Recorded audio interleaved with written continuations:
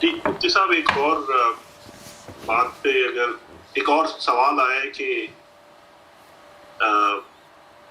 جیسے مولانا امین احسن اصلاحی کا آپ نے پورا بات بتائی، اسی طرح آپ کو ایک کچھ تحریر بھجوائی تھی غامدی صاحب کے بارے میں، تو بہت ساری چیزیں جو ہیں ان کی جو ہیں، خاص طور پہ غامدی صاحب کے بارے میں یہ سوال تھا کہ ان کی بہت ساری تحریرات جو ہیں وہ علمی نوعیت کی ہوتی ہیں، تو جہاں پر ایک عام آدمی جو ہے اس کو جب پتہ نہیں ہے کہ ان کی کون سی بات جو ہے گمراہی پر ہے، کون سی صحیح ہے، تو ایک عام آدمی کو کیا روش اختیار کرنی چاہیے ان کی بات سننے میں؟ یا آج کل انٹرنیٹ پہ اور بہت سارے حضرات موجود ہیں جو باتیں کرتے ہیں، علمی نوعیت کی بھی ہوتی ہیں، تو جیسے آپ نے مولانا کے بارے میں تو کافی تفصیل سے آپ نے بات بتائی، لیکن آج کے دور حاضر کے اندر جو اس طرح کی چیزیں جو چل رہی ہیں اس میں کس طرح سے، کیونکہ آج کی مجلس کا ایک موضوع یہ بھی تھا کہ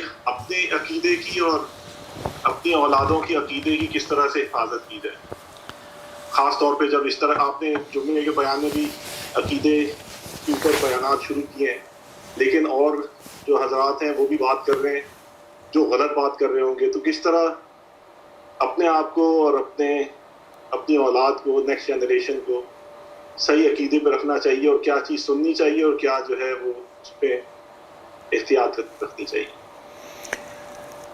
بھیا سب سے پہلی بات تو یہ ہے کہ ہم سب جو اس دنیا میں آئے ہیں امتحان میں،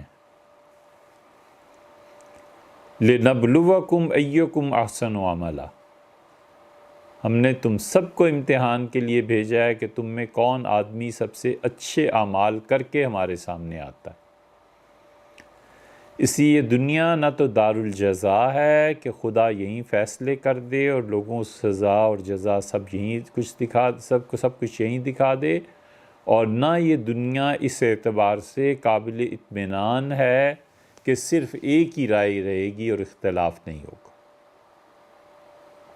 شیطان اپنا کام کرتا رہے گا۔ اللہ نے فرمایا وَإِنَّ الشَّيَاطِينَ لَيُوحُونَ إِلَىٰ أَوْلِيَائِهِمْ، اور شیطان اپنے دلوں کے دوستوں میں ڈالے گا تاکہ تم سے وہ جھگڑیں، صرف بحث مباحثہ نہیں، لڑائیوں تک نوبت آ جائے۔ تو یہ دنیا ساری امتحان ہے، پھونک پھونک کے قدم رکھنا ہے، پورے چوکنے پن کے ساتھ زندگی بسر کرنی ہے۔ اور اس سے بچنے کا ایک طریقہ یہ ہے کہ آپ تہجد کی دعا رسول اللہ صلی اللہ علیہ وسلم کی دیکھیں۔ حضرت صلی اللہ علیہ وسلم جب تہجد میں دعا مانگتے تھے تو اللہ تعالیٰ کے 3 فرشتوں کا نام لیتے تھے، اللہم رب جبرائیل و میکائیل و اسرافیل۔ اے پروردگار جو جبریل امین کا پروردگار ہے، کہ جبریل کا علم کے ساتھ تعلق اور تمام انبیاء علیہ السلام کو تعلیم دینے والے یا وحی لانے والے۔ دوسرے میکائیل، جن کو اللہ نے بارشوں کا اور یہ سارا نظام ان کے حوالے کیا، اور زمین میں جتنی نمو ہے اور بارشیں ہیں سب اس فرشتے کے ساتھ منسلک ہیں۔ اور اسرافیل،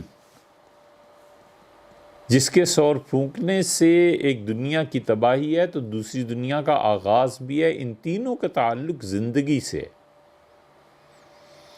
اسرائیل کا نام نہیں لیا، ان تینوں کا نام لے کے فرمایا کہ اے پروردگار جو ان فرشتوں کا پروردگار ہے، اہدنی لما اختلف فیہ، اللہ جس چیز میں لوگوں کا اختلاف ہو مجھے ہدایت پہ رکھ۔ بس یہ سب سے آسان نسخہ ہے، اللہ سے یہ مانگتا رہے کہ اللہ جس میں لوگوں کا اختلاف ہے مجھے ہدایت پہ رکھ۔ اور اگر کبھی توفیق ملے تو 1-2 چلے لگا لینے چاہیے 40 دن جیسے۔ وہ 40 اس لیے کہہ رہے ہیں کہ وہ برکت کا عدد ہے، قرآن کریم میں بھی آیا ہے۔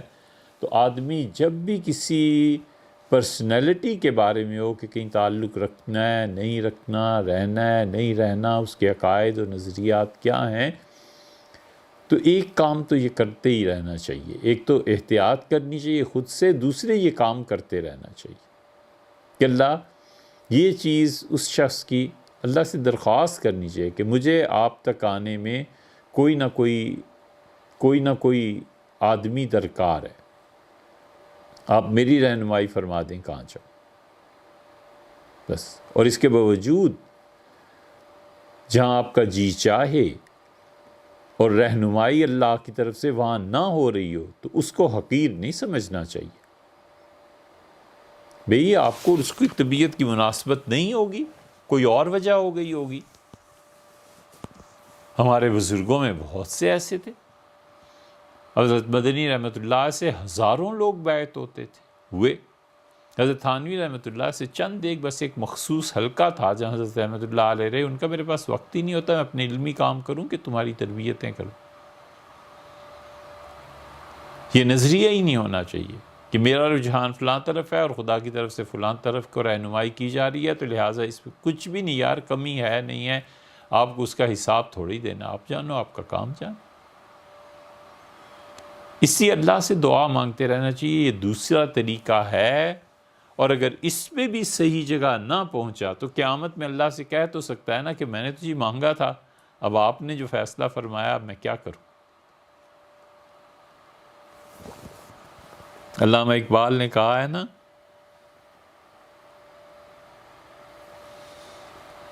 محشر میں بھی بیٹھے گا فارغ نہ جنوں اپنا، یا اپنا دامن چاک یا دامن یزداں چاک۔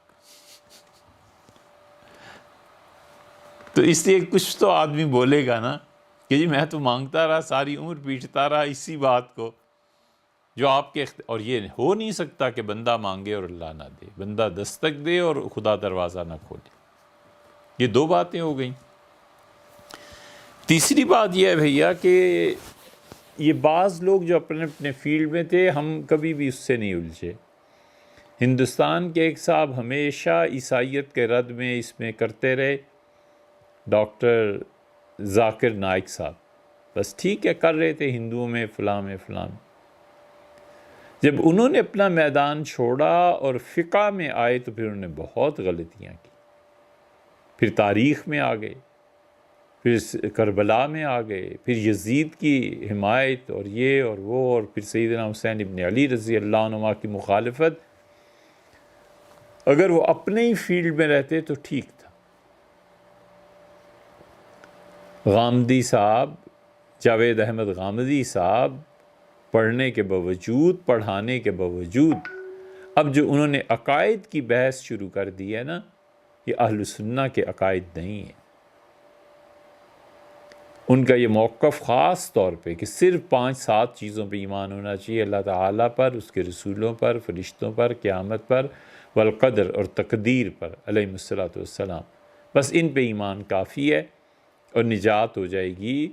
اور عقیدے کی باقی وہ چیزیں جس کی بنیاد متواتر احادیث ہیں، جس کی بنیاد اہل السنہ کے نزدیک پوری طرح وہ عقائد ثابت ہیں، ان کا انکار کرنا یہ کوئی معمولی چیز نہیں۔ اور ہمیں جس بات پر زیادہ افسوس ہوتا ہے اور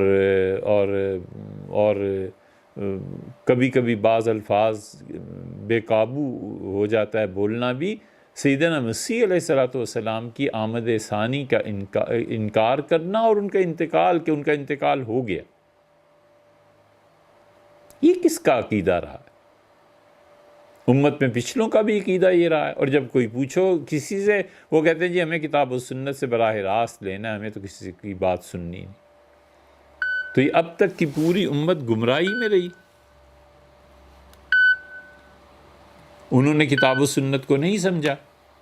اور ایسے عقیدے میں دخل دینا جس کے متعلق فقہا یہاں تک لکھتے ہیں کہ اس کے برعکس عقیدہ کفر بھی ہو سکتا ہے، اتنے حد تک فقہا نے لکھا ہے۔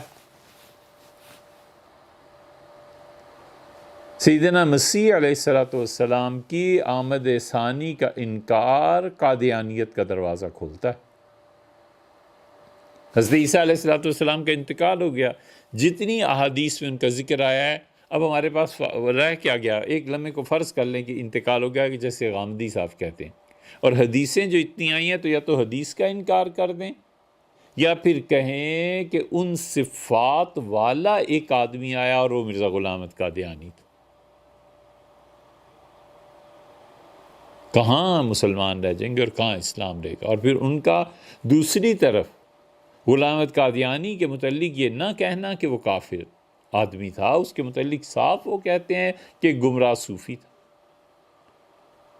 ایک گمراہ صوفی کا یہ عقیدہ خود اس کا کہ سیدنا مسیح علیہ السلام انتقال کر گئے، یہ کس زمرے میں آتا ہے؟ تو اس لیے آپ نے ایک نام لیا، ہم نے بھی نام لے کے اللہ تعالی ہمیں ہم سب کو صحیح راہ پہ رکھے اور اسی پہ موت عطا فرمائے۔ اہل السنہ کے عقیدے سے ہٹ جانا یہ سب گمراہی،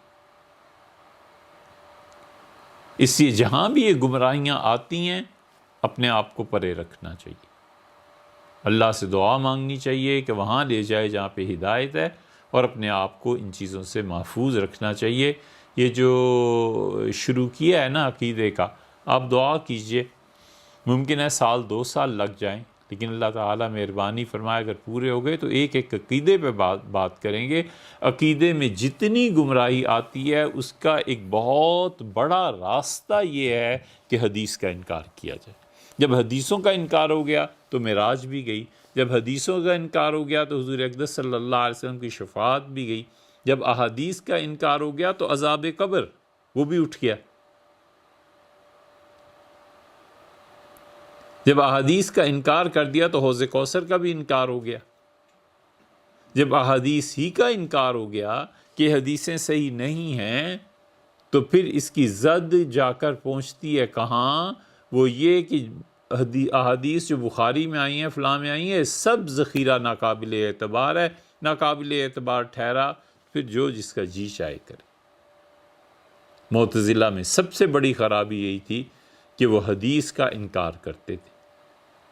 اب حدیث کا اقرار کرنا کہ رسول اللہ صلی اللہ علیہ وسلم یہ کہا ہے، یہ کہا ہے، یہ کہا ہے، وہ دھوکہ کیا ہے؟ وہ تاریخی چیزوں کا اقرار کرتے ہیں، اور جن چیزوں پہ عقیدے کی بنیاد ہے اس کا انکار کرتے ہیں۔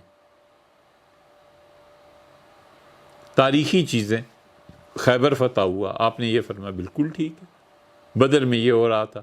اب لوگوں کو جب ایسی حدیث سناتے ہیں تو لوگ کہتے ہیں یار یہ تو حدیث کو مانتے ہیں، ہم کہتے ہیں یہ حدیث کو تاریخ سمجھ کے مانتے ہیں، حدیث کو حدیث سمجھ کے نہیں مانتے۔ حدیث کی جو قانونی حیثیت ہے اس پہ مستقل گفتگو کی ضرورت ہے۔ ہم نے ایک مرتبہ، یاد آتا ہے، 20-30 پورے بیانات تھے کہ حدیث کی قانونی حیثیت کیا ہے ہمارے نزدیک۔